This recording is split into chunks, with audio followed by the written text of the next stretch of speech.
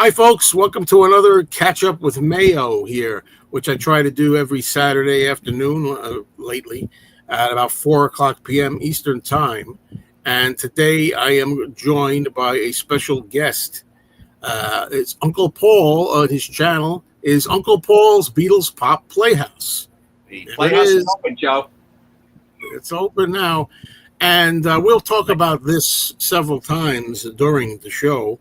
But please be sure to subscribe to Uncle Paul. Check out his amazing collection. Look at which I see a lot of items right there. Yes, I made the set especially for you, Joe. We'll talk about it. But we got the apes, we got the Brady Bunch, Superman. Yes. Yeah. So I'm on a Brady Bunch kick. It's funny, the things that I'm on a kick of right about now. Know. Well, that's why I said, because I've always watched. All right, can I just say right off the bat, Joe, and then I like to talk about other things, if I may. Mm-hmm. I really want to appreciate, I want to thank you so much for this opportunity to be live with you. All right, we met officially at the Fest for Beatle Fans in March. We've both been going for our lifetimes, but it was great to hang out with you. We were at the auction together on Saturday night, sitting together and stuff. I just had a great time, and I just want to thank you and the viewers here for tolerating me and having me on. But it means so much to me that you're helping me out, Joe. I said I'm a fan from long ago. Thank you, Uncle Paul. That's so nice of you to say that. And I had a great time with you, meeting you at the fest over in Jersey. And I forget, do you go to any Chicago fests at all? I did not, but I had, and I don't like to use these terms, but I had severe FOMO. I really wanted to go. But it actually, I felt, Mikey, again, is our friend mutually as well, Mikey Arugula. And I felt bad that he didn't go at the last minute because he had some stuff going on. But almost thought, all right, I won't miss as much because Joe isn't there, I know, and now Mikey isn't there. So, well, that's two anyway. Yeah, I've gone to every New York Metro Fest since 1974. So that's why I've just never gone to Chicago. And, at one time, Mark Lapidus was doing 2 in Secaucus, New Jersey a year. Yeah. All during the So I said, I've never missed one. I met Mark Lapidus when he was working at Sam Goody's at the Garden State Plaza Mall in 1972. I met him. I go every Saturday. And before he was anybody, so to speak. Yeah, but he was the Apple Rec, the Beatle guy. And I brought the flexis that he gave me. We're going to talk about these later, but the 10th anniversary, Sam Goody's was giving these away. And Mark gave me these, coincidentally. All right, these are the red, white, and blue that were promoting the compilations at the time. But they are Sam Goody. Yeah. And so I remember Mark telling me how he was going to have a convention to celebrate the Beatles and everything. And that's why he's 20 minutes from me. So, I consider him a friend. That's great. I knew him before he met his wife, Carol. That's great. Yeah. And he's been a big fan for a long time, of course, and put the fest on in 1974, and it's still going on. Right. I didn't go to my first fest until 1981. Was the first one I went to. It was after John was taken from us. But I'm gonna put some comments up here. So I said, "Hello, Johnny." Hello, Johnny Ramone. All the classics. This is exciting, Joe. James Farley. You know these names. I'm always there commenting when you're on all the time, and it's like I can't believe it. I can do live commenting. Romoga. Hello, everyone. Thank you, Joe, so much for this opportunity. I'm so excited. It's great, Uncle Paul. It's my pleasure. Okay, there are going to be questions, of course, so let me just take one here. How do I send you a picture? The cover of Beatles for Sale without Tony's thumb or hand. Take care. I don't believe that's Tony's thumb. I don't care, even though Tony Bramwell himself said that's my thumb. I don't believe it's that. I think it's a leaf, or I think it's a light from a leaf, or a light from a, what do you call those? Just like a light spot. Yeah. Uh-huh. I do not believe it's his thumb. I believe he thinks it's his thumb. I know he should know, right? He should know that it's his thumb. Well, how you send me a picture, I don't know. I guess you can't. Let's put it that way. But I saw a picture of online of it was a long picture with the Beatles for Sale cover shot. It might have been another frame, they shoot a lot of frames. It was like their expressions were a little different, but they were still posed in the same spot. Right. And you saw it was a long vertical picture. and you could see that orangey, yellowy, whatever you want to call it, leaf, or you call it a thumb, was still there with all the branches and the flowers or whatever. So I said, I saw it at a distance, vertical, coming like forward before the trees. Beetles were in the distance, and I could see. Well, they just went up and cropped it, and that's what that is. So I don't believe it's a thumb, but right. I'm with you, Joe. That was good. Yeah, that's true. He's, Tony says it's his, but thumb. So just bear with me. There's going to be a lot of this in and out, but we'll get to everything we want to get to. Joe. Lila. We got time. Yeah, yes. Regardless of the new box set coming out, woman was always going to rear its head somewhere in its future timeline and hit the crossroads to public reaction. Sure. Yep. Okay, I'm going to read it. Paul, do you have that 45 that Caramar Records put out of Liverpool?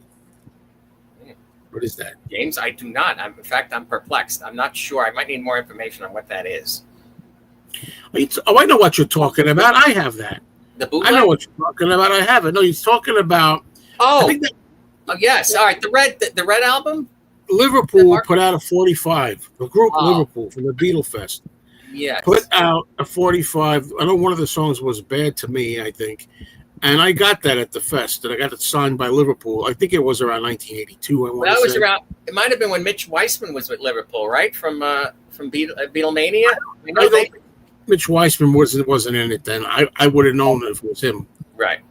But yes, I do have it somewhere then. Thank you, Joe, for reminding me of what it is. Yeah, Carol Lapidus and Mark. Yeah. See, they also did that Buzzy Linhart EP, which is very easy to find. I think Mark still sells them, the 12-inch of just Buzzy Linhart doing, Yep. Hi, Robbie.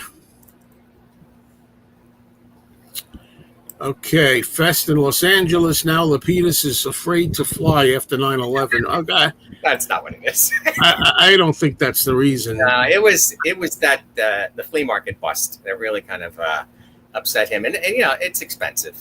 Let's face it. Yeah. I mean, to put this on at the same time, but I know that was a big problem. I know actually the vendor that it was that the police came in and raided the dealer room. And I don't think I'm telling stories out of whatever they say, Mark, because Mark, I think you readily admit to this too. Because I love Mark Lapidus, as we started with, but that's what happened. And we're talking, my God, it was in the mid '80s, centuries ago. I'm sorry that I'm doing two Jersey things at once here. It's okay. I'll take over. Yeah, I'll do my bit. But I know. Thank you. No, I'm waiting for the New Jersey date. I don't think it's gonna. I don't want to start controversy, but I don't think it's going to happen in Jersey City because we didn't get the date for 2026 New York Metro Fest in the program, which he normally has printed a year in advance, and then there was no mention in the Chicago program either. So right, we would be booking rooms already generally. Yeah, I've heard it was something about the hotel, is what I heard. Yeah, hold on a minute. Major renovations. Yep. We're going to address this thing here. Here's the picture I'm talking about. Wait for it to come in here into focus. Nice. It'll come into focus in a minute. But I still see a lot of foliage there. Come on. It's not coming in clear. It usually does. But Joe, is that all like the there it is. Those are leaves, right? That thing there under Ringo, that's what you're talking about. Right. And they are leaves, as far as I can tell. Yeah. It's a leaf or a flower or something. And when you crop it, which I'm going to do, if I can. Come on, baby. Here's a picture of when I cropped that picture. Okay. That's it. Yes. Right. Now, some people say, well, this is different. It's a different height. It's higher on the final record. It's not a thumb. It's that leaf. Wow. Did you ever have a conversation with Bruce Spicer about that photo? Oh, I never did. But the problem is that if it's a problem at all, the problem is that Tony Bramwell said that's my thumb. Right. So it's like, how do you dispute that? Right. True. So Joe, can I before another comment? It's like, so I was at the supermarket yesterday, And to my surprise, I picked up some ketchup, mustard, and yes, Joe Mayo. They had it right there. Yeah, that's me. I'm always prepared with a bit, Joe. I'm trying. All right. What a collection of stuff you got there. Holy cow. We do. We'll get to it. Apes. We got the one-to-one shirt when we talk about John and Yoko. I was at the concert. I might as well say now. I was very fortunate. My mom took us on the bus. I'm 9 years old, and I got to go to the one-to-one matinee. I'm 9 years old at the time, and we had great seats. Let me show the ticket first, if I may, Joe. All right, so here's my original ticket, if it's coming into focus. Yeah. All right, so we paid. It was a lot of money back then, $10. Yeah. My sister and my mom. She didn't drive, so again, we took the bus matinee. I remember it vividly. It said, and by the way, for the younger viewers, may I say that there was no like giant screens back then for concerts. You had to have your binoculars. That was the only way. But without the binoculars, even we were on the side upper, and I remembered vividly that I could see John, like I could see his hand. And again, there were no giant screens or anything to help the audience. So this was the only merch that was available that day. And my sister picked this up for maybe $5. And she held on to it, my late sister. Now I inherited it. I treasure this. Beautiful. It's very well loved, but they're very rare. I don't think anybody ever repopped this official T-shirt from the concert. But again, it was the first time I got to see Stevie Wonder, obviously, and Roberta Flack, and Sha Na Na opening, and Geraldo Rivera hosted, as we know, and and then I did get to see George in 1974 at the Dark Horse concert. So I did get to see all four individually, and just by sadness or coincidence, that my first two concerts were the Beatles that are no longer with us. Hey, what are you kidding me? You got to see them. Right. No, I mean that it worked out that way. I mean, just yeah. I mean, also to see the two Beatles that, let's say, did not perform that much in the United States. All right, we know the Dark Horse tour, but certainly John, we know that was it. So I treasure that. I always jokingly, I win the contest if you're at a party with a group of friends or something, like, all right, who's your first concert? Well, obviously, hands down, I say humbly, I generally always win. No one can beat John Lennon. Yeah, that's great. Yeah, that's on the first. That's amazing for first, right? Yes. I mean, 9 years old, and it was such an impression. I've been a fan all my life. I can't remember a time that I did not have the Beatles music in my life. When I was 6 or 7, and I want to hear how you first, if I may, ask you how you found out about them. But I inherited my aunt Audrey, who's in Georgia right now, maybe watching. Hello. Got married, and I got her 45 record case, and in there so this was 1965. So there's all the orange and yellow swirls. Beatles and Beach Boys. I can barely read. I'm born in 1963, so I'm 2 at the time. But I had my little suitcase record player, and the Everly Brothers were in there. I just went all by the label. Bobby Darin on Atco. And I gravitated towards the Beatle music without knowing anything. I remember Hey Jude being on the radio in 1968. When it would go on so long, my mom would say, oh, why does this song go long? Like, she turned it off at that point. She loved this song. But I meant Power to the People. I didn't even know, like, when Power to the People was on our AM radio stations here, or Instant Karma, I didn't make the association. I'm, again, only like 6, 7, or 8 at that point, that, oh, this is the same man that's on these I Want to Hold Your Hand that I'm listening to. But I knew that, oh, wow, of all the songs that are on right now, I like Power to the People, and I like to Get Back, Let It Be. Again, I remember all them being on the radio. So by Easter of 1971, I'll make this faster, we decided let's get a modern album. So my sister and I picked Magical Mystery Tour, I guess because of the wacky cover. And then, yes, from then on, it was just, it wouldn't stop. So, Joe, may I ask, so how did you get your first exposure to the Beatles? Okay, you've been watching me for a long time, huh? You never heard the story? Maybe, Joe. You always got to think about the new viewers that are joining us. Yeah. No, well, my earliest memories is that I was like 3 years old, and that would be like 1965. My mother used to say that I was always a big Beatles fan. In my baby book, it says in there, what kind of music did you like? And it said, She Loves You, yeah. The Beatles says, She Loves You, yeah, yeah, yeah. Help, or any Beatles song would drive me crazy. Any Beatles song. I loved it. Now, I had 45s. I remember having in 65 and 66. I remember having Nowhere Man on the 45 with the picture sleeve as a 4-year-old. I remember having We Can Work It Out and Day Tripper 45. I watched the Beatles cartoons. That's what sealed it for me, I think. Watching the Beatles. Yeah, every Saturday morning. That was it. The Beatles were like my heroes. They were fun and funny and good music. I learned the music. And I remember also Hey Jude when it was a single. That's the one single that I really remember as when it was new. Like, I remember that being a new record. I remember seeing them perform it on TV when my mom woke me up to tell me the Beatles are on TV. Wake up. The Smothers Brothers video? It was the Smothers Brothers in the States. And so I saw that and I was horrified because it wasn't my Beatles. I didn't know. They looked different, especially John, and I was like, granny glasses. I didn't know what this was. But I love the song Hey Jude. So that's my big thing. And then I kind of eventually I just forgot about the Beatles. And then around 1974, a friend who lived across the street, I was going over to his house to play and stuff. And he played the albums. He had all the albums, Capitol albums, and I remembered them from when I was like 5 or 6.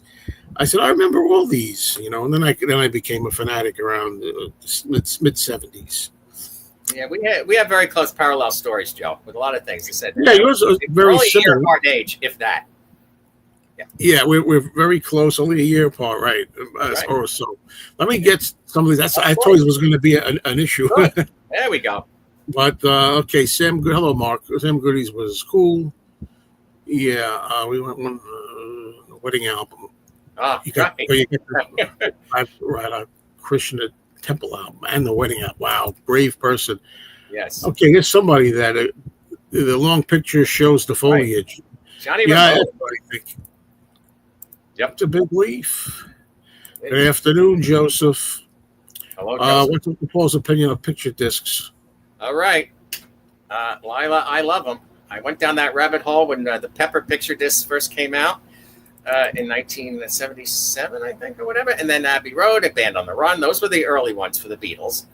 But no, when they release them now with the deluxes, I have the Revolver one. I have Let It Be. I'm a completist that way.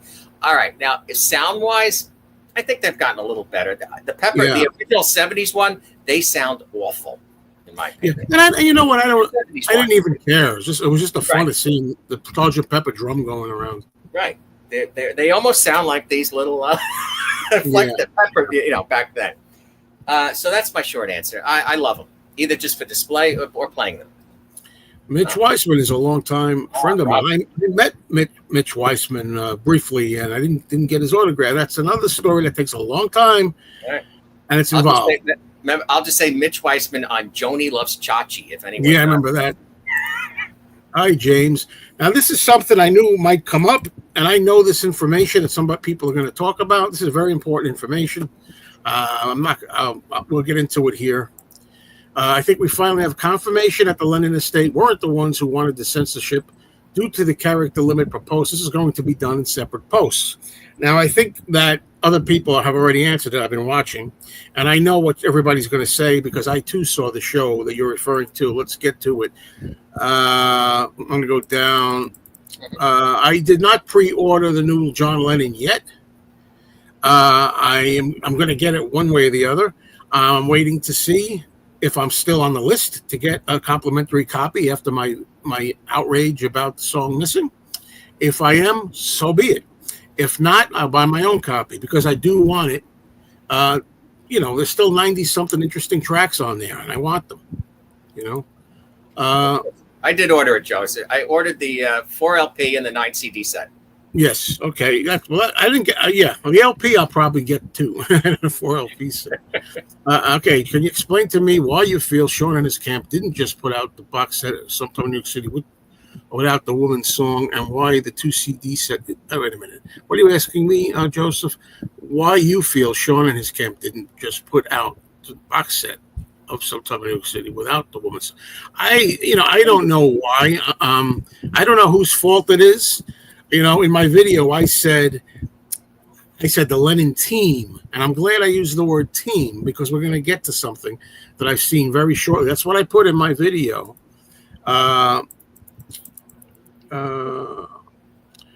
Sean ended up retweeting that post from someone and replied by saying thank you. Well, Well, I didn't see that yet, but we'll get there. I'm sorry if I got to rush through here. I want to get to this, folks. It's an evening performance. Which one did you say you went to? I was at the matinee. The matinee. I said, like, and I remember, when I just hear audio, I can always tell. Like, I remember so much when John was singing "Come Together," when he goes over there, over you, and he made the little hand gesture and stuff. That's the afternoon. That's an awesome ticket and story, Uncle Paul. Thank you, Joseph. 10 years old, saw Beatles Hollywood Bowl. My mom's box was in front behind the pool. Nobody got wet. Okay. There were no posters promoting the show. You know, you see posters now. People think, oh, it's the 1-to-1 posters, but the pictures of John after the concert. Here it is. Here it is, Mark. Thank you very much. I already saw this. This is up. He says, this is what's important. Check out the Talk More Talk interview with Elephant's Memory, Gary Van Skyok. He's the bass player for Elephant's Memory. Sean told him that it was the lawyers, quote, who insisted on the removal of that song. I saw the show, Talk More Talk, very interesting. Before I left Talk More Talk, there was talk that we were going to get Gary Van Skyok on the show, but he couldn't make it at the time for whatever reason, and it was delayed. Now I'm not with the show, but it was a very interesting show, and I did search to find him talking about that song, and he did say the lawyers. Now, I don't know if I can get away with it now. The fact that I called my video, I said, the Lennon team. Does that also include the lawyers, the team lawyers in there as well? Joe, I would take that because you didn't say Lennon estate. So yeah, I would take the team as the lawyers. Yes. You know, so, but here's the thing. Here's the thing about it. I need to find out, for my own sanity, whether or not I think Sean wanted it really bad. I think he wanted it to be on the album. He was going to try to release it in 2022, sometime in the New York City box. He said that was coming. Right. Then something happened. We know all this stuff, so they put it on a shelf, and they came out with Mind Games instead. Now they're going back to what they have now. I believe he probably wanted it on there, but here's the thing. I don't want to say the wrong things here. I don't want to say untruths. My opinion, and I have no way of knowing if I'm right, is that ultimately he had no choice, maybe, Sean, but to acquiesce. Right. And that's what I think happened. Now, could Sean have put it on his own label? I don't know legally how that works. Could he say, well, you know what? I want this out. This is important to me. And if I got to put it out my own way or find another label, my own label for this particular release, I'll do that. I don't know if he's obligated legally to let Universal do it or how that works. It's still available for streaming and everything. So I would think that it's, again, I don't know anything, it's a guess, but if you have a license deal with Universal and the song, again, is still available, you can still buy it, obviously, on iTunes, I believe. I think he couldn't release it on his own due to that. That's just a guess, guys. But I want to get, back to this. I want to give them credit. Talk More Talk are the ones who deserve the credit for this, not me. It just so happens that I'm planning a Fab Gab show with some friends.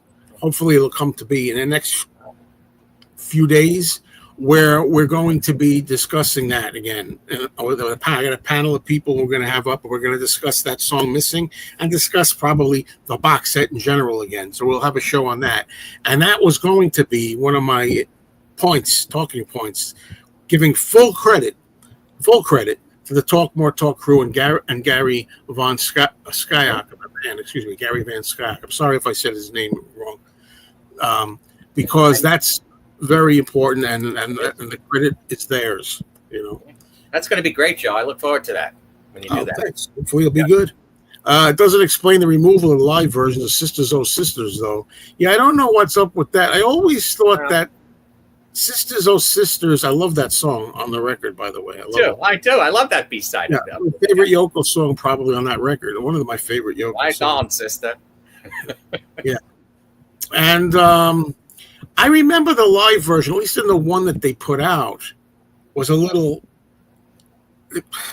I don't know what it was, like awkward the way it was sung at the beginning, if I remember correctly. I haven't heard it in a while. Maybe it wasn't considered good enough. It was rough. can I say something? Another memory that's popped in my head, Joe. But yeah, all right. Remember, we have to look back at those times, and what I'm just saying is, I remember and said I love Yoko, and I'm just saying exactly what happened. At least for the matinee, there was a lot of booing and stuff, and John, physically, he was upset. And he walked off at one point and everything. You know, remember, again, I'm just going to remind people back to those days where, Joe, you'll definitely, meaning at the Fest for Beatle fans, there was a time pre-John's murder that when Let It Be, the film, was playing on the screen, anytime Yoko or Linda would appear on the screen, the Fest audience would even boo. So that such a different time period back then. I know that has something to do with Sisters Are Sisters, but we love that. We both love the song. I think maybe, I don't know, I think they limited it also because it's just, we associate it, even though it's not the live version, that it just goes, you know, the A and B side of the single. That would be even worse if they did it for that reason. I know. You know, and I'm going to talk about some of these things. You know, there's other lyrics and topics on the Sometime in New York City album, which are arguably worse than the offending song. There's lines, I'm not going to say it here right now, I'll say it on my show, about the Vietnam, you know, shooting. You know, if he'd been a soldier man shooting blanks in Vietnam, well, that's okay, huh? That's all right. You know, and now I guess the song "Scumbag" doesn't mean anything. If you put that out, you can put that. I remember when I was a kid. Did he say that? I know. I'm 9 years old. That's like, whoa, yep. You know, and you know, you're talking about like radicals being people. Well, radicals might not be the right word, but dangerous people that they were promoting. That's okay to be on it. Look, I don't know what to say anymore. I don't want to get too heavy into it. I don't do politics here, but it seems a little hypocritical, you know, but yeah, Tim, yes, exactly. That thanks to the Talk More Talk for revealing that, and Gary in particular. Very much so. I met Gary years ago and everything. Yeah, I met him at the fest once, fairly recently. Fairly recently being, I guess 10 years is fairly recent these days. Yeah. He had buttons, Elephant's Memory buttons and everything. 60th anniversary, 2 shows, late August 64. We're talking about the Hollywood Bowl, yeah. Even like the Shay last night, it's like, I was brought up, I was reading something, but like, we don't even have Shay yet, you know, and here was the 60th anniversary yesterday. Eventually everything will come up, but they better hurry it up. Yeah. That's what I'll say. I think when they put that, the only way to really do that right, in my opinion, has always been to put some kind of a big documentary thing out where you can have talking about it. You can have them flying over and looking down from the helicopter. Yeah. You can have them in the dressing rooms trying, whatever they're doing, they're goofing off in the dressing rooms. Right. You can have the opening acts, the groups that were also playing opening up for them. You can have, there's footage of the fans and on the escalators. Like, you really do it up as a whole thing, and then the culmination is the Beatles. Right. When 8 Days a Week was out, Joe, you saw it in the theater. You saw Shay afterwards. That was nice to see. Yeah, it was really well done. Okay, this is. I trust your opinion on horror films. Well, we're all different. You won't like my opinion here, but I'll tell you what the deal is. What do you think of the horror Dracula, 1958? I think that's Svengoolie tonight, maybe. Yeah. Well, let me tell you this way. I'm going to start with other people with the general opinion. It's like, what do you think of like the Beatles? Horror Dracula is the Beatles of horror films, the Beatles of British Hammer Studios films. It is the Beatles of vampire films. Everyone considers the horror of Dracula to be a brand new starting point back then for color and blood and all this. It is one of the greatest vampire movies of all time. Having said that, of course, in my case, I think it's overrated a little bit. Okay, so I'll only say that because Christopher Lee, who plays Dracula, while I love him as Dracula, he's very young. He's a little too young at that one. 1958 for me. I liked him better in 1970s when he started playing Dracula in 72. It's 1970. He's getting older. I think he looked like Dracula more. I could say a whole bunch of things. Peter Cushing is in there. He's great. Peter Cushing's great as Van Helsing, the vampire hunter. The music score is a little too bombastic for me. I mean, it's like, this is Dracula, Keep it down. You don't need that thunderous music. Yes. Look, the bottom line is, and it's not Dracula in the sense that it's supposed to be the original Dracula story, and there's a lot of liberties taken with it, too. Having said that, don't go by me on this one. Watch the movie, because it's like somebody saying, I don't think the Beatles are all that. That's a comparison. I don't think Sgt. Pepper was a poor, weak album. No, everybody loves horror Dracula. Yes. Well said, Joe. So I guess we'll both be watching Svengoolie. I'm going to watch Svengoolie. I watch it every week anyway. I don't agree with this, Marcus. We get into it all the time, he and I. We don't agree. Very little do we agree on, except that we love John Lennon. But Lennon Estate could have said, I'm sorry, we're not going to put up with this. Whoever, I don't know the whole thing. Here I go again. I just said earlier.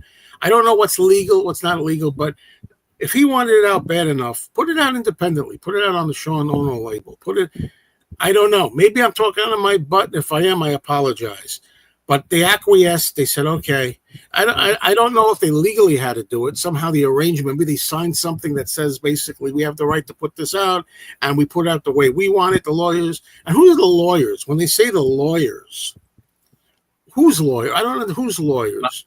Can I give a guess? And it's a total guess again to you, Joe, and the public, the Universal Music lawyers.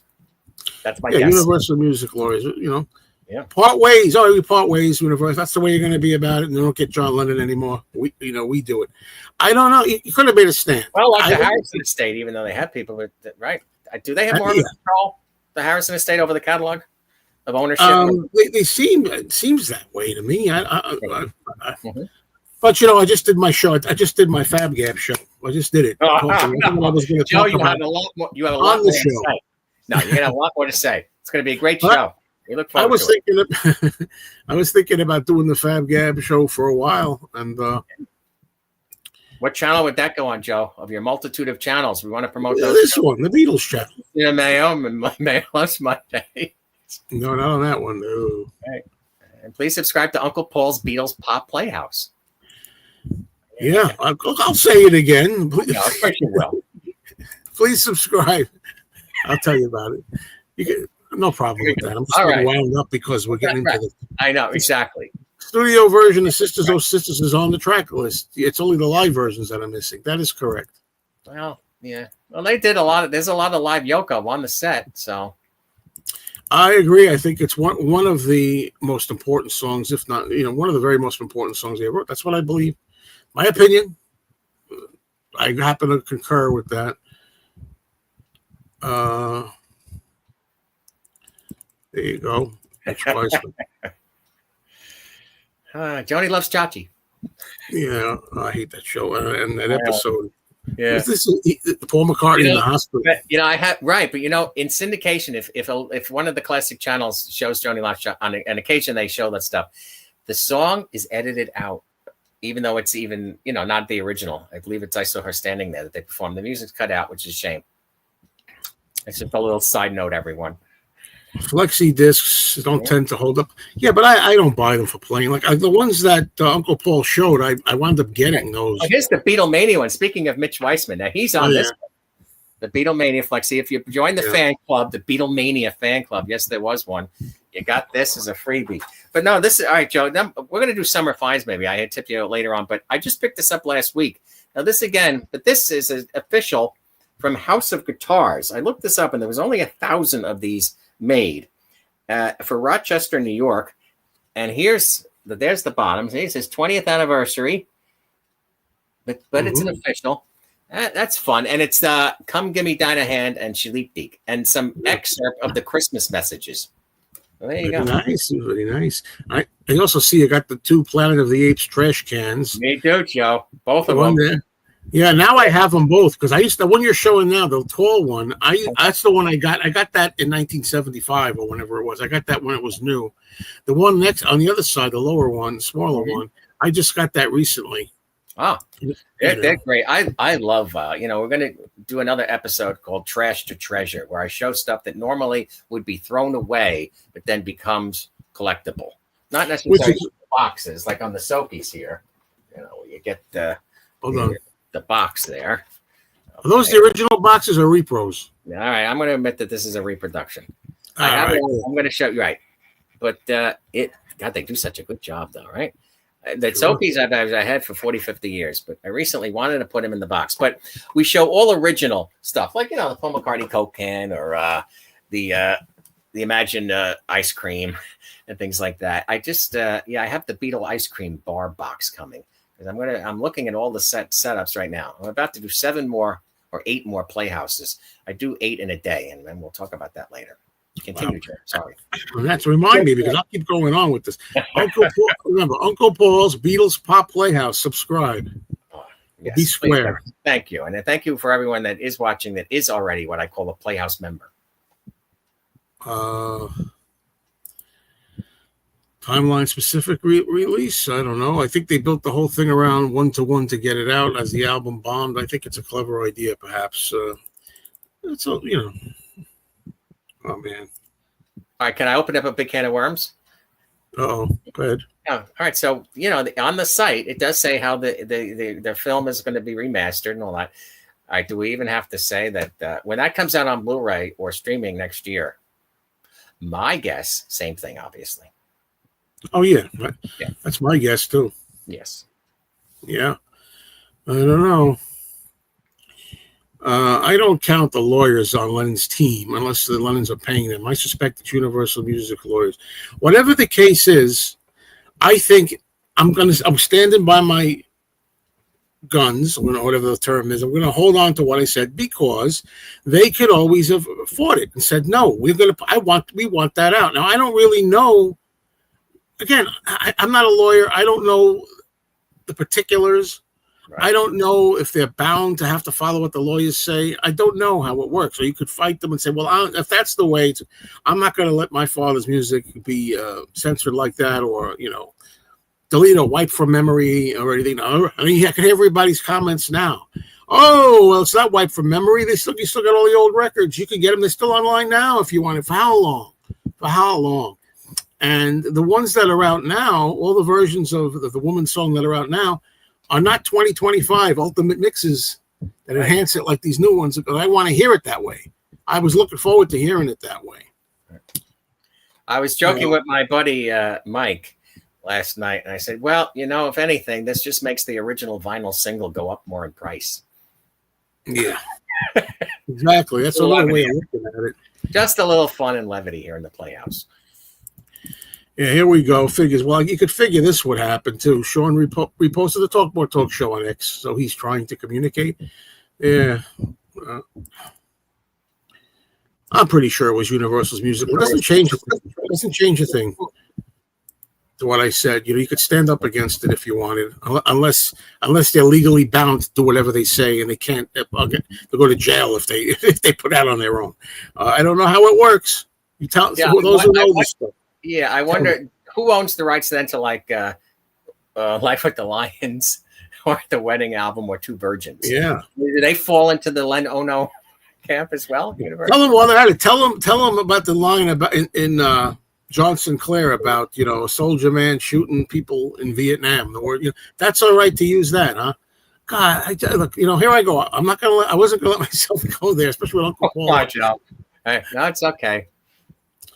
All right.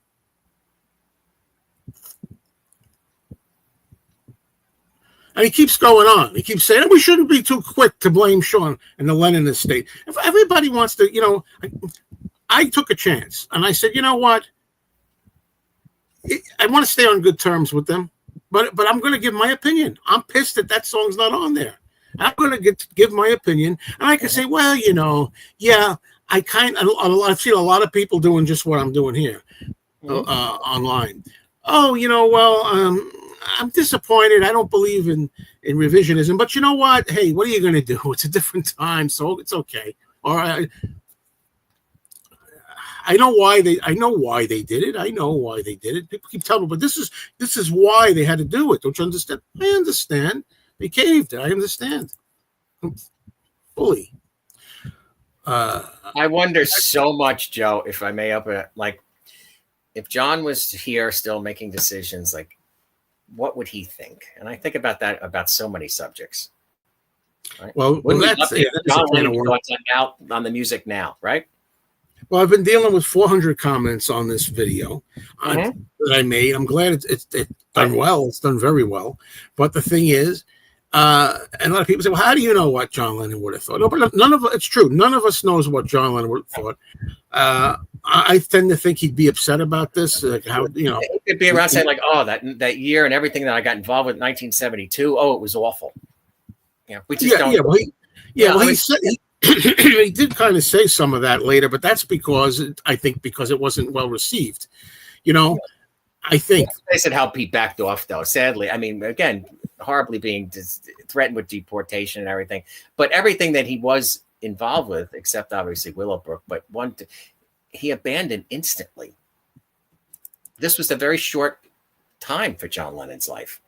Sadly, again, his whole life was too short, as we know. But we have to look back at how fast he abandoned all the political and everything else, all the stuff that he was preaching in his most active, could I say, year as a solo artist. What I'm trying to say to people is, they say even John regretted, even he walked that back. He knew it was a mistake, that period. And I'm thinking, this is my opinion, only mine, that he believed in what he did at the time. I think they meant well. We were naive in a lot of ways. However, it wasn't well received, and he got a lot of backlash. So he regrets doing it because it didn't fly well, it didn't take off well. The album didn't do well, so he regrets that. But I don't think he really necessarily regrets too much what he did. But in the last year of his life, 1980. In fact, he was talking about one of the last 1972. Yeah, and in 1980, in one of the last interviews he did, he was proud of that song. He said, the woman, song, and he said, which I believe was before Helen Reddy's "I Am Woman, Hear Me Scream." He was joking around, but I don't know if he got that right though. It was the same year. I don't know. Right. I think Helen Reddy was before it, to be honest. Yeah. But he was still showing like pride about it. Like he still believed in being out there for women's rights. It's a women's rights song, folks. It's protecting women. And that was he always was saying it. I mean, that was something that he got from Yoko and everything. So, I mean, Yoko was the one that originally said that, as far as I know. Correct me if I'm wrong. At least I thought that was what John always used to say. Like, that was Yoko-ism. Yoko said that, quote, in a magazine interview, Nova magazine, I think it was. Right. And he went with the title to write a song about it. Yeah, right. Which obviously that was the cover of the picture sleeve. That if people don't know that, Yeah. The original picture sleeve when released, the Nova magazine cover. Yep. Can you name your top 5 movies? Sort of. Oh, thank you, Lila. All right, real fast. All right, I'll just go about different genres. For classic horror, I love The House on Haunted Hill with Vincent Price.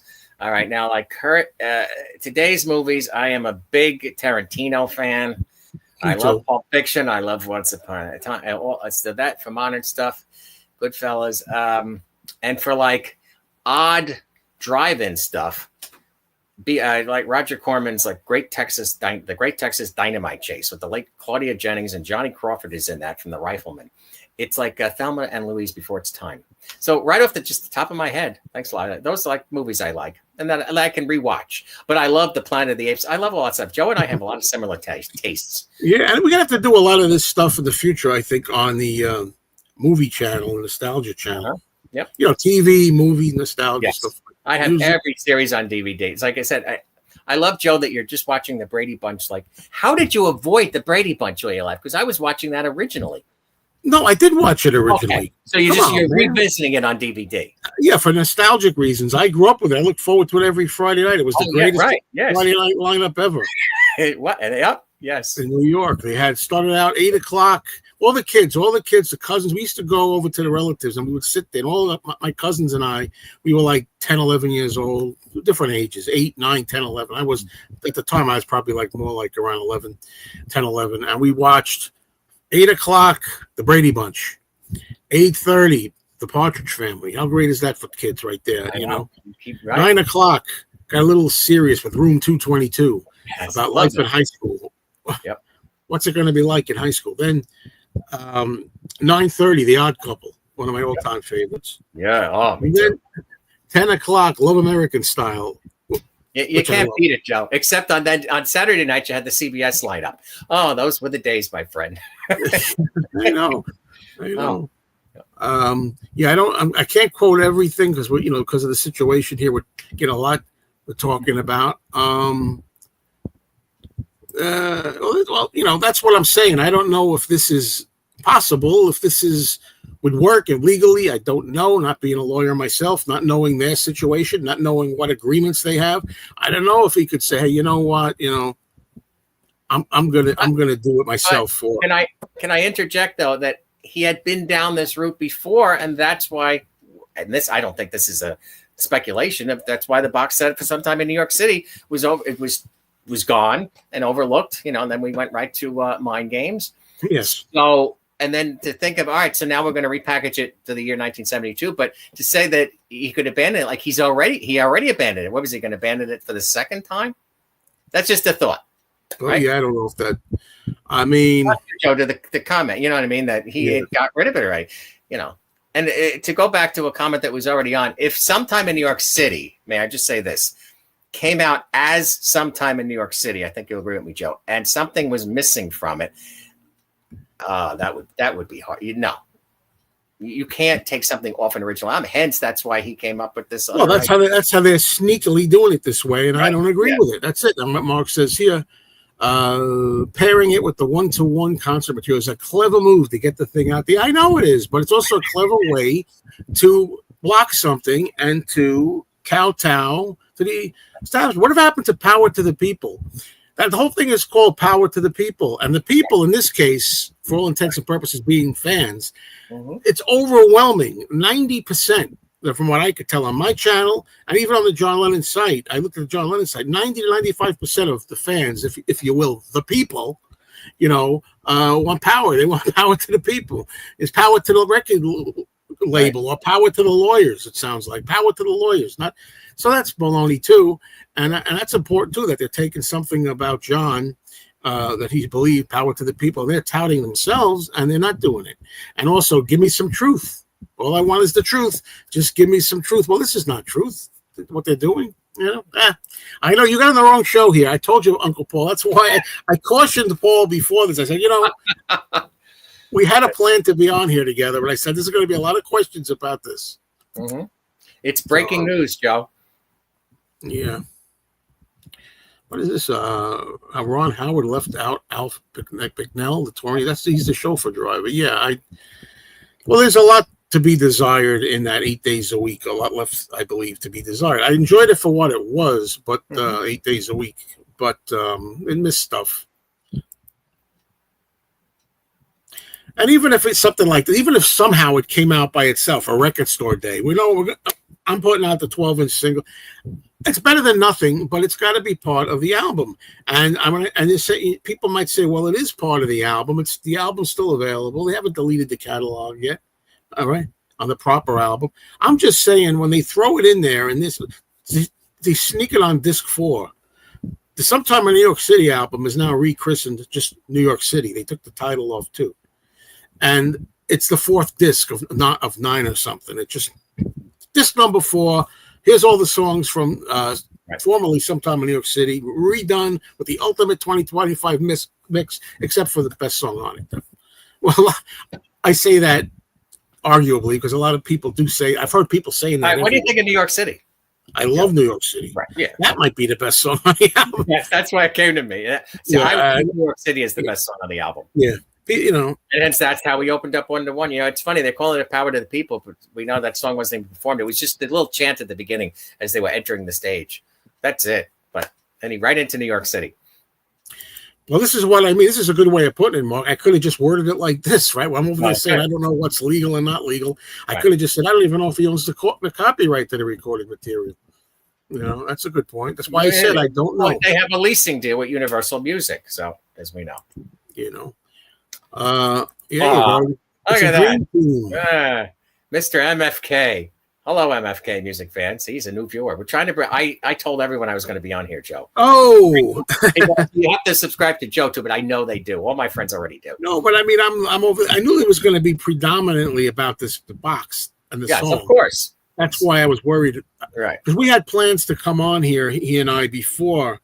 Yes. Oh, I've been begging Joe for a couple months. But yes, but I'm sure Joe will be gracious. I mean, he may have Uncle Paul on again. And I'm willing to say about John here, John would be furious. That's what I think. However, I'm going to be fair here, as I've been before. We don't know. I don't know. John changed like the wind all the time. John might have said, hey, you know what? I support this decision. That was a mistake. I don't think we should put this out in 2025. He might have said that. Or he might have said, screw it. I want it out. It's still important to stand up for women in this day and age. Right. And I'm putting it out in 2025. Well, he could have been left. He could have been right. Yeah. Nobody knows what John Lennon would have been today. You know? I don't know. Yeah. I say that. That's a habit I got to say in that. There's no reason do I say it. It's like, oh, God, I don't ever, It's funny. Yeah, the broken heart. Yeah, Neil Aspinall. We did well with Neil Aspinall not controlling Apple anymore. Let's put it that way. Yes. Oh, that's true. Can you do a Partridge Family? I think you mean you, Paul. Sure, I have enough items. The criteria to do a Playhouse episode is I have to have at least 10 or 12 items. And I definitely have enough. So that's a good idea. I'm going to write it in my little Farrah Fawcett spiral notebook where I write down Playhouse ideas for future episodes. All right. So episode 23 is going to go out tomorrow. All about Bazooka Joe, by the way. Yeah, Bazooka, the guy who runs my record store. Believe it or not, there's another Bazooka Joe. Yeah. Well, that's who he was named after. Yeah, and Mr. Blood Vessel here gave him his name. The history of Bazooka Joe, episode 23. But I have ideas up to 60. So now we're going to add the Partridge Family to 61. Thank you. Yes. Well, as far as Elvis, and I remember every time it's August 16th, I remember that. And I totally forgot to mention it here today. Elvis, this was the day Elvis died, August 16th, 1977. I remember it exactly. Well, it's again, even as a child, you remember those. All right. So I'm like 13 or 14 or whatever. I remember exactly when you hear that stuff. I was in the apartment we had. Yep. Yeah. U.S. consumers don't get what we want anymore. I have my Partridge Family lunchbox. I have the Partridge Family lunchbox too. Me too, with the thermos. Mr. Psycho Splatters. Hello, Paul. That's another one you got to see. Check out his channel. He does live streams a lot. Psycho Splatters. Elvis was the king. I mean, is the king. Yeah. No, I love Elvis, but come on, I just don't think Elvis moves with the times as well as the Beatles still Back do. to 1-to-1. Elvis, I love you when he's doing Hound Dog. Yeah. A terrible version. I'm doing for my money. I like Elvis. I hope that's sweetened if it's on. See, I'm trying to be. No, they were saying about the positive. Joe, so I'd say I love the sweetening. That when I heard the Instant Karma, our record store day release, well. I know we're both on the same page, and Sean kind of said it that they sweetened the stuff for Elephant's Memory as well. Just the whole setup. Yeah. Oh, man, it sounds incredible. I am so anticipating hearing these songs. We'll just talk about what we're getting maybe for a second, but absolutely. People might want to know why am I wearing this John Lennon love it 1-to-1 shirt? Because I'm still going to get the damn box. Yeah, because I want to. I also look at the good, guys. There's lots of good stuff on that I can't wait to hear. I'm excited to hear. I'm not going to give it up. I'm still going to support the Lennons that way. I'm still going to get the box, even if whether it's free or whether I pay for it. I buy everything anyway. I buy all my Paul stuff, all my Georgia Ringo stuff. Yeah. I buy everything anyway.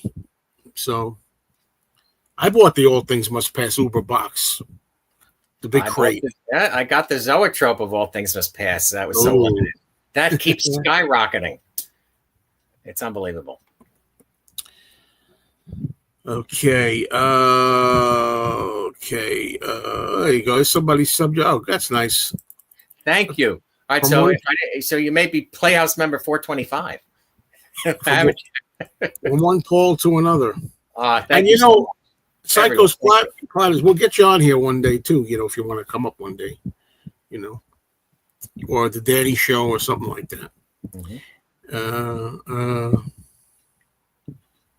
Best of it is leaving the song off has now given it more weight. Well, that always happens. That always happens. I bet you people listening to it now that never heard it before. To the audience that, I don't know percentages, but to the core audience, and let's face it, if it does attract, this is with any release, right, of that historic purposes. I don't know how many under 40s are even thinking about it or buying it. And we're going to say, not to plug, it is a week after Taylor Swift's album. Yeah, right. They released the street. If you put, people have said that song is out somewhere. You can find the offending song. Okay, if they did put it out, I always say, what's going to happen? Does the world go dark? Does everybody lose their internet? I mean, people just melt. I mean, what happens?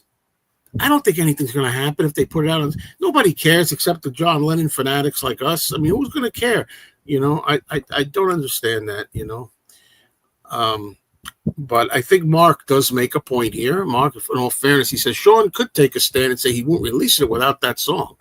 But that action then centers the entire package, not just one or two songs. Now, that's a good point. If that is the case, if it's a case, well, there's nothing he can do except refuse the whole package, in which case, what do you want? I would then say, and it's tough for me to admit this, in that case, I'd say maybe you had to do it. I don't know, but I don't know if that's the case. I want to know how accurate that is. If it is true, then it's a different story. I'll go there, Mark. I'll agree. Joe, let me ask you, the concert outtakes, though, what do you think of that? They're not on the set. Well, even though we're concentrating on what is on it, but the rehearsals for the actual concert, I would have loved to hear those personally. Well, two things I'm disappointed in. Yeah, first of all, like you said, that the rehearsals are not on there. I mean, we all have bootlegs or whatever, other versions. I have all of the rehearsals for the shows, and there's a lot of fun outtakes where they're trying to do the commercial. This is John, this is Yoko, which they used in the trailer. Even the trailer they used. They used one version of it, but they do it like 10 times or something. Yeah. It's funny on the outtakes. But anyway, they could have put all that on there. I'm disappointed that's not on there. I'm also disappointed that they didn't use this opportunity to put the video on of the two shows, and not there's no video. It's all audio. This thing. I have no website though. It's coming next year. It's small. It's on the website. Yeah, it's coming next year. The video, yes, but I kind of was hoping it was going to be in here. But having said that, I'm glad for the other things that are on this. And when I get the box set, one way or the other, I am going to applaud the good, and I'm going to make very little mention at the time when I review the box. Very little mention of the song that are gone. Right, because you're reviewing the entire package of what's in front of you. Yeah, I'm going to mention it briefly, just for completeness. Say this was gone. That's a shame, but whatever. And then I'm going to talk about the good. So I'm not going to do a hatchet job on the box set itself when I get it, unless there's some reason something's wrong with it or something, which I don't anticipate anything being really outrageous. Exactly. If there's no saxophones whatsoever on any of the songs off the Sometime in New York City, They only work on It So Hard, I feel. I love the I love saxophones in music. I don't know. Music. Okay. I'm a big saxophone player. Right. I don't like when they take it off, but all right. Man-Eater, Hall & Oates, a lot of sax on that. Yeah, I don't know I don't understand the aversion in general. I mean, not by you, in general. Yeah. Imagine shaved fish without it on. Well, the thing about that is, a lot of people don't know this. There's a line cut out of it on shaved fish. It's not the complete song; it's a shortened version. There's a line missing. They call it the radio edit, I believe, is on that. So it's not even the full version on that. Just so you know. That album, by the way, I recently listened to Shaved Fish again. That album was really pressed terribly. It doesn't sound that great. If anyone else has their original Shaved Fish albums, Jody, it's like, put that on the turntable one of these days and tell me what it sounds like to you. Ugh. Yeah, what will it sound like to me? Oh, it's just I'm talking about the pressing of what they did. That was the period in the mid 70s where sometimes vinyl got very thin and stuff, and it doesn't hold up. I know RCA did that. I have a lot of RCA. Of shaved fish, right? Yes. It just sounded awful to me. You remember John did in an interview said, he had to overlook this thing himself. And he said, if I don't put this shaved fish together, some of it's just going to go. The work's going to go. He said, because I had to use dubs of Power to the People. He said, because the tapes have vanished. He goes, nobody gave a damn at the record company. The live version, that was the first time, right, that we got a snippet of 1-to-1 officially. Was to give Peace a Chance live. Yeah. But the snippet that's on Shaved Fish, everyone. But I'm wondering if the reason sometimes some of the tracks don't sound, the record doesn't sound so great on Shaved Fish sometime, is because John had said in an interview that he had to use dubs in some case. He couldn't. That'd be it. Because I'm telling you, I could stack that. Like, I'm playing it right next to my original. I play nothing but my original pressings. I buy new stuff, but I love, because I have an affinity to, for my original album. So I'll put Venus and Mars right on top of Shaved Fish, let them drop. I have a moving tone arm, working 1977 record player. And it just Shaved Fish, the pressings, the songs itself. Yes, sound horrible. All right, go ahead. I bet you that's right. Now, when you say Yoko's still here, maybe physically. Now, I don't really know the whole story, but I've heard that she's had some mental problems. She has not been well for a while now, so I don't know if she really has any knowledge. I don't know. Yes or no? I don't know. I don't know the extent of Yoko's condition. Yeah, love to Yoko. That's a blessing, right? My God, for her to, she is a survivor. Yeah. Oh, she survived a lot of garbage. Whoa. Yeah. Oh. Does anybody remember what happened with the song Arabian Nights from the animated Aladdin soundtrack? There was an outcry about a single line, and that line was replaced on all releases. Nope. Here we go. Marcus, you and I are always going to be best buddies. I don't care what we lock horns on. We're always going to be buds. He said, why are you strongly pushing back on what I'm saying? We're both in the same spot, not knowing the entire stories. Don't shoot the messenger. I'm just reporting on what Sean did. Well, I told you, everything I said here pretty much is available to watch again. What I said. Pushing back, I still think maybe there was something he could have done rather than acquiesce. Now, if I'm wrong, I'm wrong, boy. I'm dead wrong if I'm wrong. And that is true. That is true. And he certainly got his reaction now in 2025. That's for sure.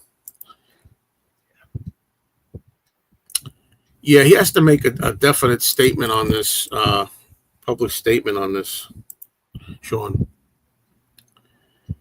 Okay, here we go.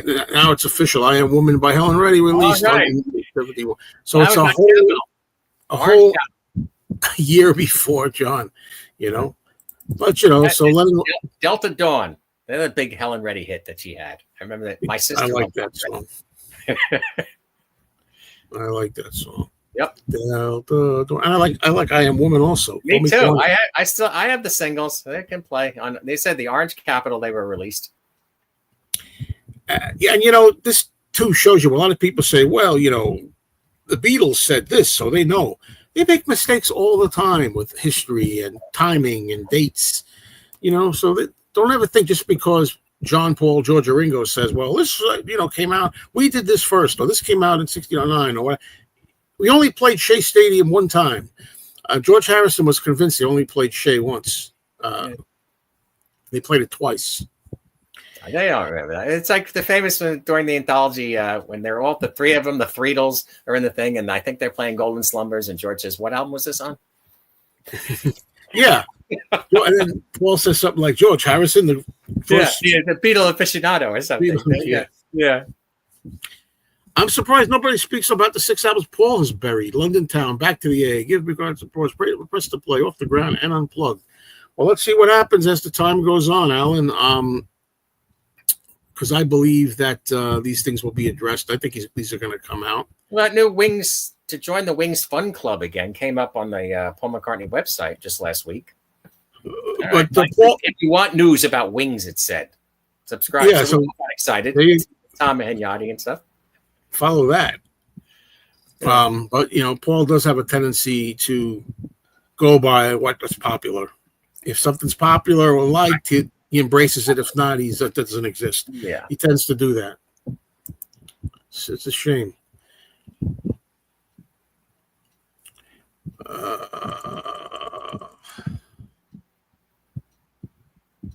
Let's see. They better not take the original remastered Woman, the end off streaming. John had the balls to release it. Lawyers are dumb. Didn't they read the lyrics and meaning of the song? I believe me. Put this down too. I understand why they're doing it. I understand why in their minds why they're doing it. But I don't agree with it anyway. You got to, so what? You can't please her. After all is said and done, you can't go pleasing everyone. So screw. Rick Nelson, you've got to please yourself. Garden Party. John and Yoko, obviously saying Rick Nelson. Everybody like catering to like one way of thinking. And it's obvious from this that I say 90% from what I could see on my channel. I've read a lot of comments on my channel, other video YouTubers channel, the John Lennon YouTube site, and apparently it's overwhelmingly against having done this. But I know they're not worried about us; they're worried about out there. Plus, if you go to again, I believe however many albums units this will sell to the under 40, they're not going to be missed. They won't even know. They're not going to be missing anything. That's what. Right?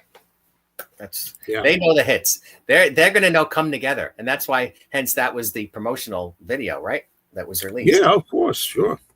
We'll go back in the past one time. Yeah, I love that. He goes like this. You see, he does this. Yeah, it's a song I did before I left the Rolling Stones. Yeah, it's great. That's what he does with Mother, I think. Right. Yes. Just all the fun stuff that he said. The chat. Yeah. Just like during Instant Karma, that wasn't. He says we'll get it right next time at the end because they held up the end. They screwed up. Very self-conscious. He makes mistakes. He's not. He's not sure of himself, and they don't blame him. And the band isn't great. I'm sorry, the band isn't great. Yeah. I like Elephant's Memory. I say this all the time on the record. I like the way they sound on records. I've heard an Elephant's Memory album. I liked it. I didn't love the show.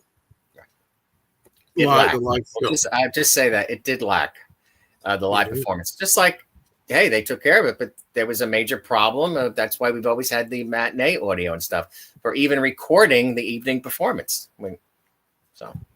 Yeah. I see, said the blind man.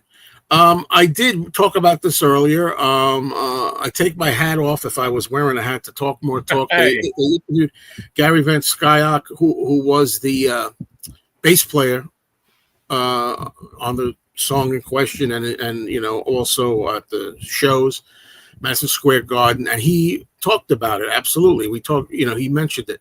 So I give them again. Every time this comes up, because people twist things these days. Who's getting credit? It's not me revealing this. It's them. They get the credit. Their show. But Joe had a show too. A panel.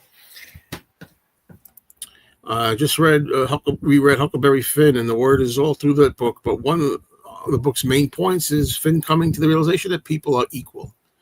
Yeah, I know. Nobody cares about the message. They don't care. That's another thing I got to mention too. I had more than one comment where people would calling me a hypocrite and saying, you're over there picking on them for deleting the song, but you won't even mention the song in your video. So why don't you, if you're going to pick on them, mention it in your video? I'm like, if I mention it in my video, guess what? There ain't no video. Okay. If I want to be able to get my opinion out, I have to dance around it. Otherwise, there ain't no video. There ain't no live stream. And I don't make those rules. But if I'll tell you this, so if I had a dad or an artist, or I was a recording artist under my belt who was an icon, a deceased icon who had a classic music and had to be preserved, then I would make sure the word's used. Yes, sir. You got something to show? I saw you reaching for something. I just want to show the Joe Mayo again. I can't believe you got the shop right, Joe. Right with the mustard and ketchup, they had Joe Mayo right there. So I had to pick it up. Yeah, it looks like it was a piece of paper stuck on there, buddy. Well, if I took it out of the package, I was going to write with a Sharpie on it for you, Joe, but I know.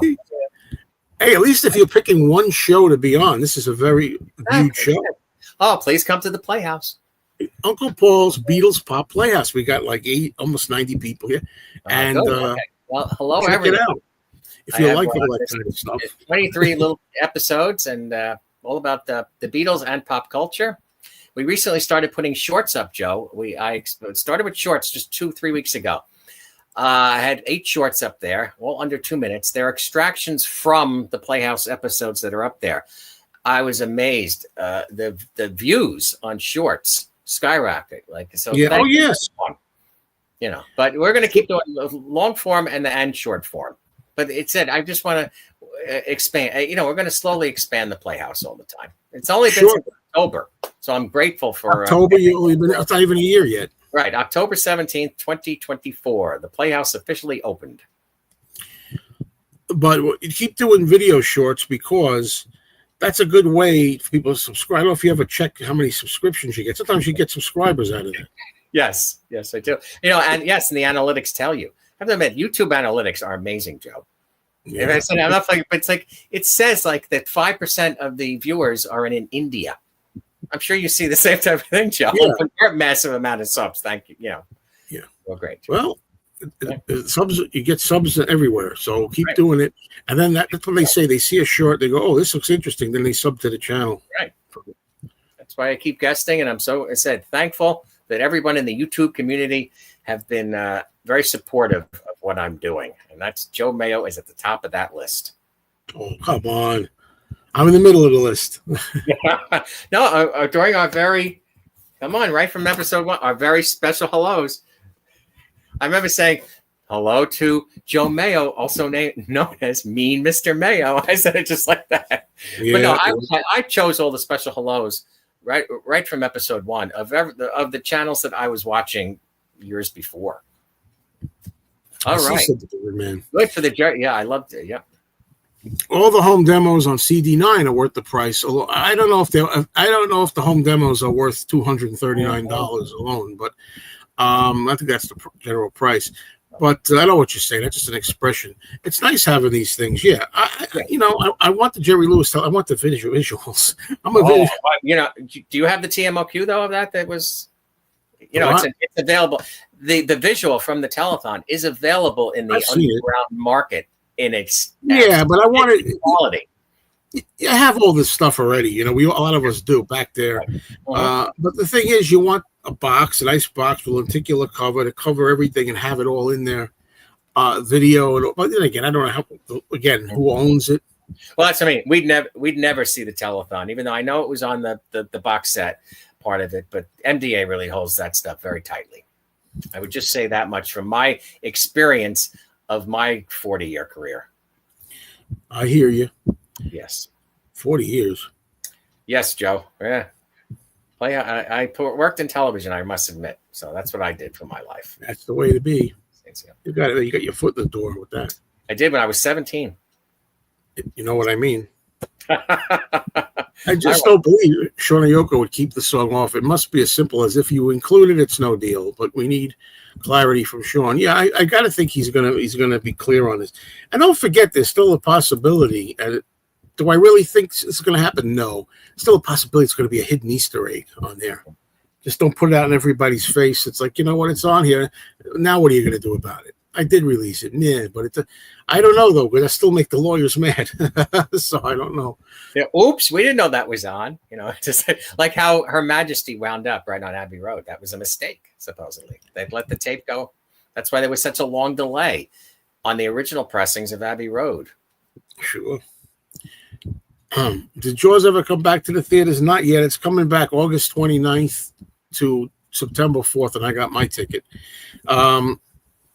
Well, I think I was wondering that too, because it came out June 20th, I believe, was the day when Jaws was originally released. But I understand them waiting closer to the Labor Day weekend. That makes a little more sense to actually. I don't know if people would be away in June. I don't know. I'd love to see it in the theater again. That would be so much fun. And maybe they have more popcorn buckets. I love that story. Oh, yeah. The original, the AMC popcorn bucket. From after that bootleg one you had. Yeah, see mine here? This is my popcorn bucket right there. This is the jaws. Yeah. It's open mouth. Yeah. Popcorn What'd you do with the bad one?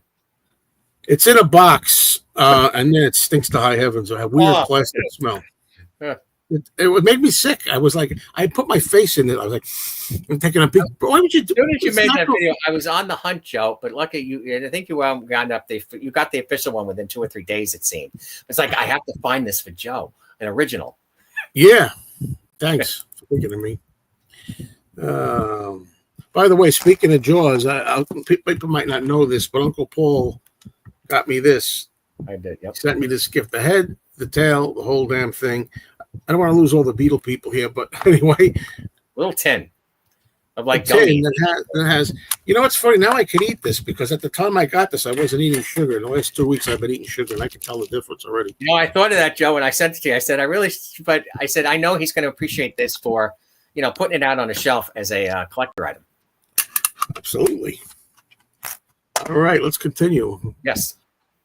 75 minutes in. Thanks to everybody.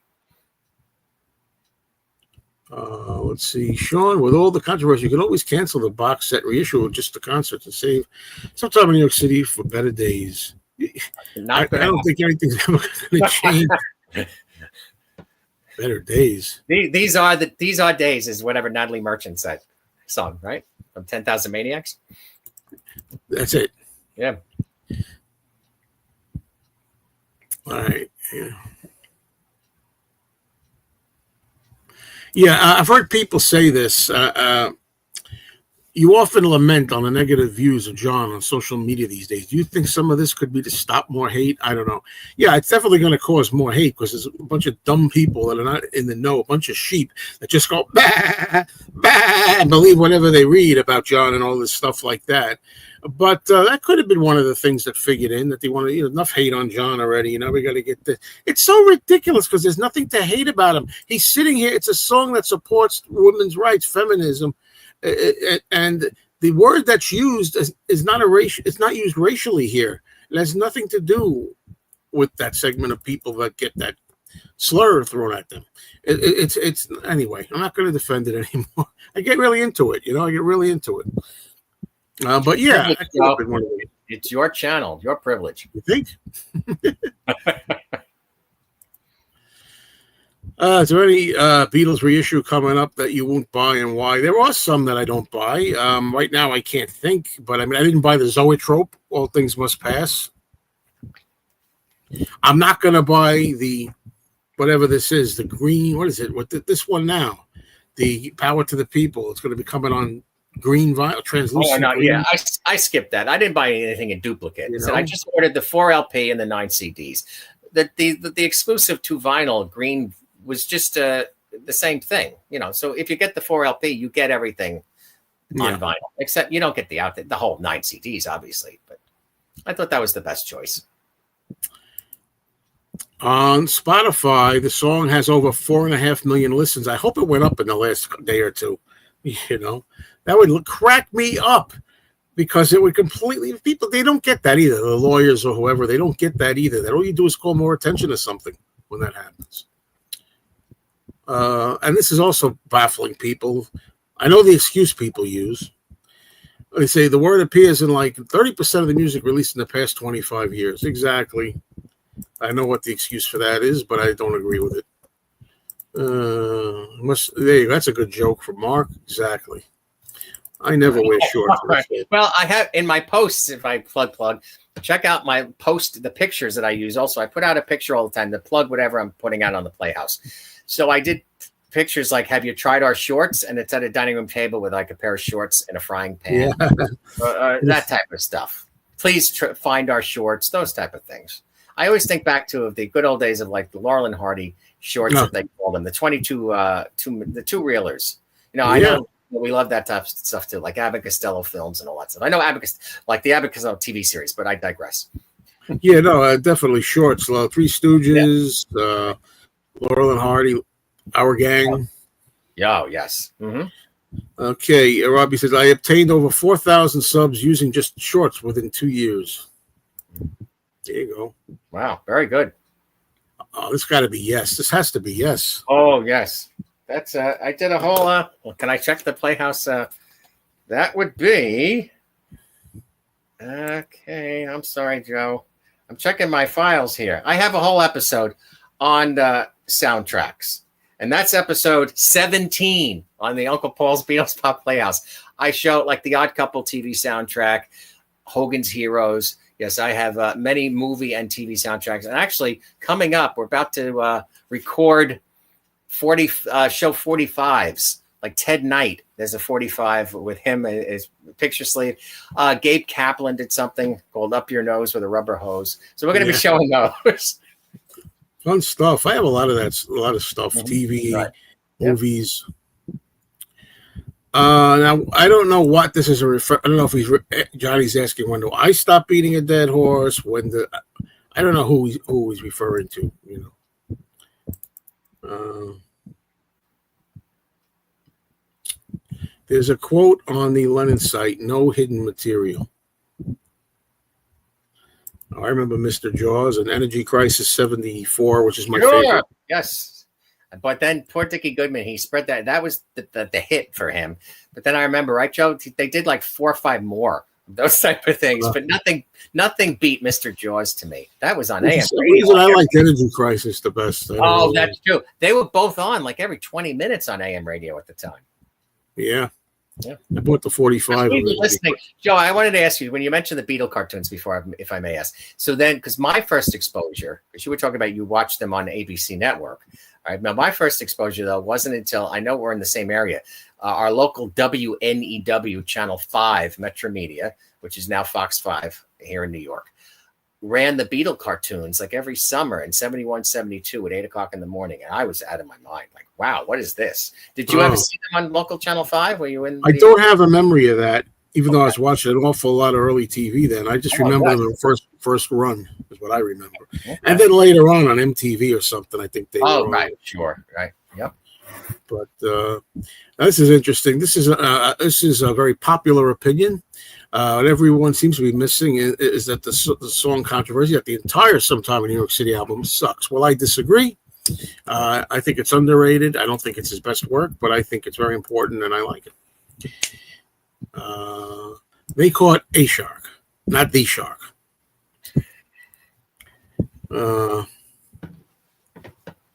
Yeah, 12-inch version of the song. Yeah, maybe.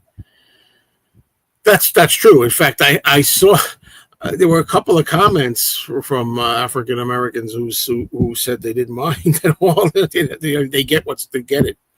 This song, it's incredible. It happened back then. That's what happened.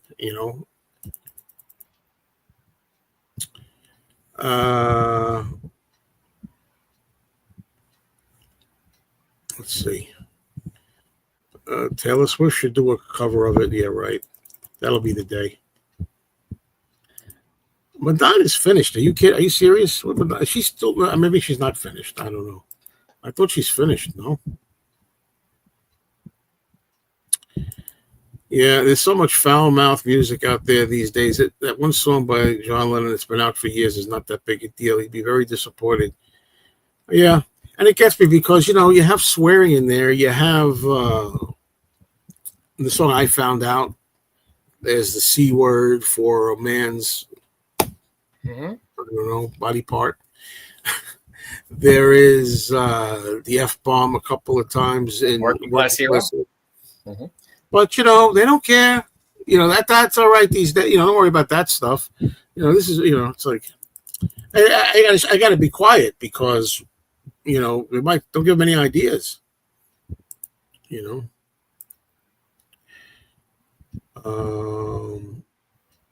are we at? It's far from his best. Well, something's got to be least. So, but I like most of the album. I have to be in the mood, granted, but listen to it several times a year. Usually skip I don't care about the live stuff. I care about. I like Cold Turkey. Well, Baby, Please Don't Go. Oh, yeah, I love that. Yes. Other than that, I don't really care. I don't even mind the Don't Worry, Kyoko. I don't even mind. Tell you the truth. Hey, it's Tim Allen. What's up, Tim? Hello, Tim. Timmy. Thank you for joining us.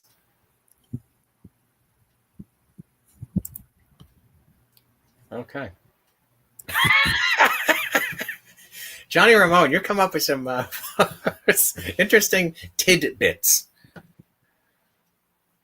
Because Uncle Paul do live streams.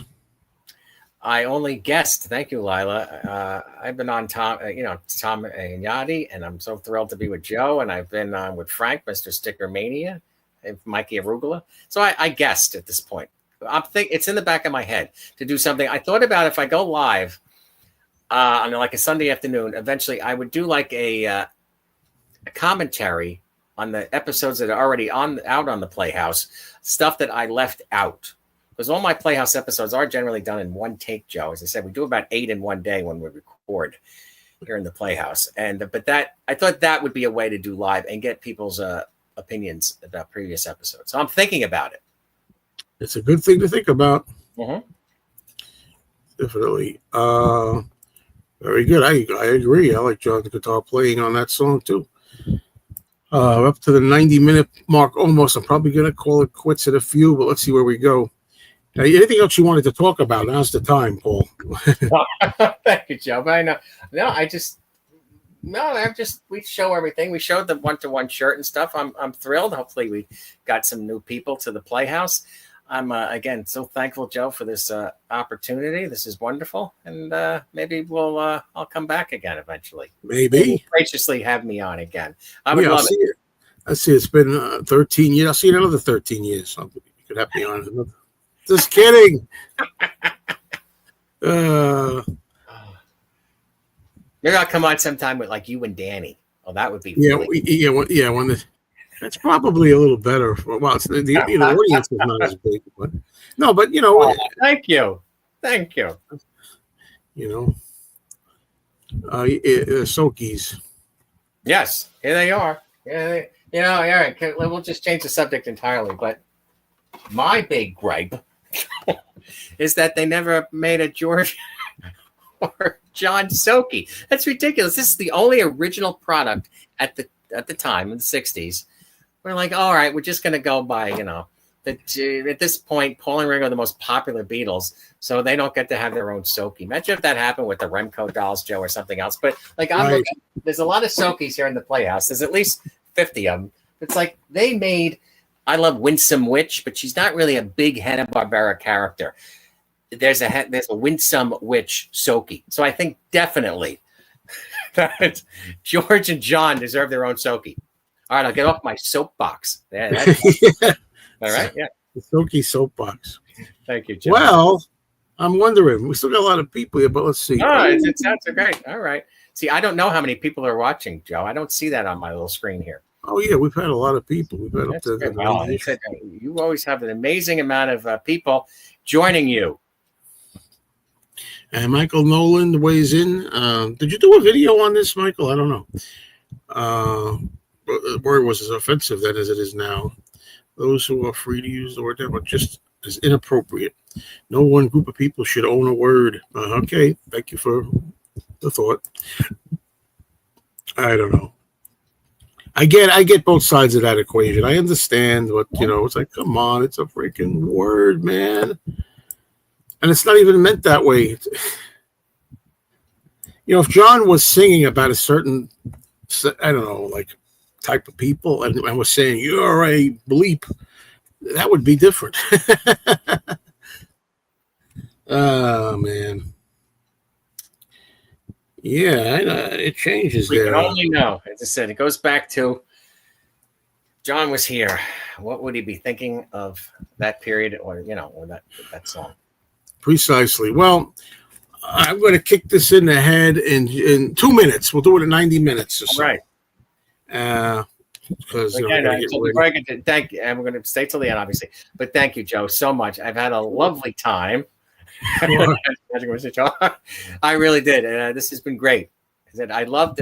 We said I got to see, for the people that weren't with us at the beginning. With fast recap, I got to meet Joe officially, even though we've both been going to the Fest for Beatle fans practically all our lives. And so Joe and I got to hang out at the Fest for Beatle fans this past March in Jersey City, New Jersey, and we spent a lot of time together, our little group. But the best part, Joe, was when, if I may say, Mikey, if you're out there, that Mikey Arugula Frank, Mr. Sticker Mania, Joe, and myself are all at the big auction on Saturday night. I'm sitting right next to Joe, and he's taking, may I say this, Joe? Yeah, and he's taking footage of Mike Arugula falling asleld during the auction. That was great. That was great. Yeah, no, you were doing it. And Joe, I was cracking up so much. But, you know. That old man falling asleep at the auction. Yes, but so much fun. I have an answer for this. This is how much insurance I got on my collection. 0. Yes. Well, the Playhouse, we won't say. It's 0. Yeah, 0. Because, I mean, you know, what am I going to get? $600? Come on, man. Can't if this stuff, God forbid anything happened, I wouldn't be able to replace any of this. No, hardly any of it. But anyway, we would just start over. Well, I can't anymore. No, say again? No, go ahead, Joe. This was the result of starting over. Because really? I, started over when I made the channel pretty much. So, okay. Joe, you were a groundbreaker. All right, can I ask another question, Joe? Then they said, and again, it's for the new viewers. Yeah, I know how long you've been doing this is amazing. So you were right on the YouTube cutting edge there. But what made you? Because I know the reason, like why I started the Playhouse. But what made you decide, like, okay, I'm going to take advantage of then a relatively new medium, YouTube? Well, what happened was in 2011, I started watching YouTube, and I started getting interested in vinyl records again. And I was watching all kinds of vinyl records videos, and I hadn't had vinyl in 25 years. I was all CDs, and then I got so interested in the format of vinyl again that I said, I want to start collecting. And I noticed there were a lot of people that had channels on YouTube. They used to call it, they still call it, the vinyl community. Sure. And so that's what I started doing. I started collecting vinyl records. I said, well, I'm going to join this vinyl community. Let me do it. It took me 7 months to get up the nerve because did I want to be on camera, camera shy, we believe it or not.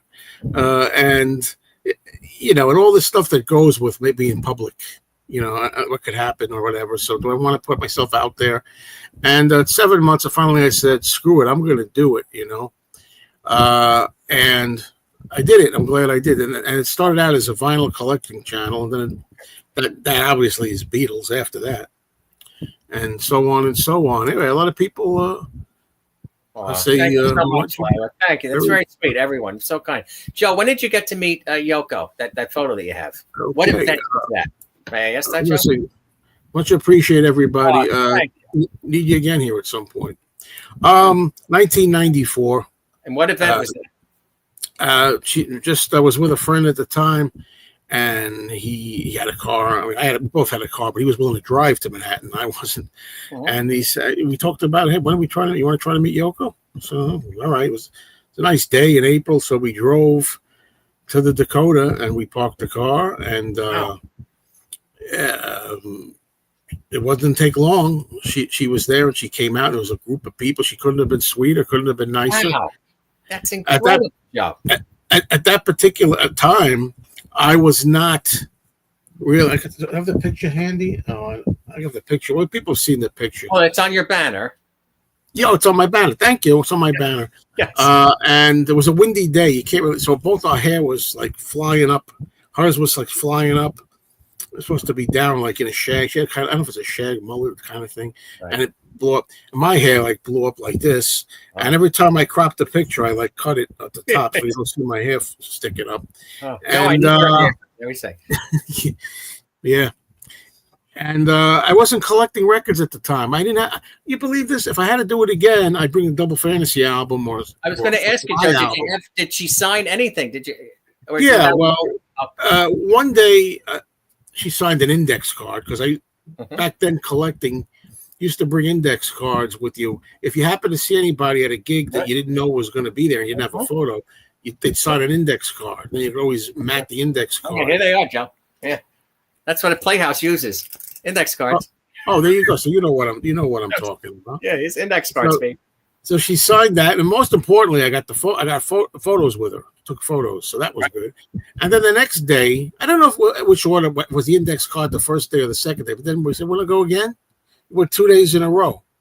So he went again. And the second time, I said, well, I don't have anything here for her to sign. And I was at his house.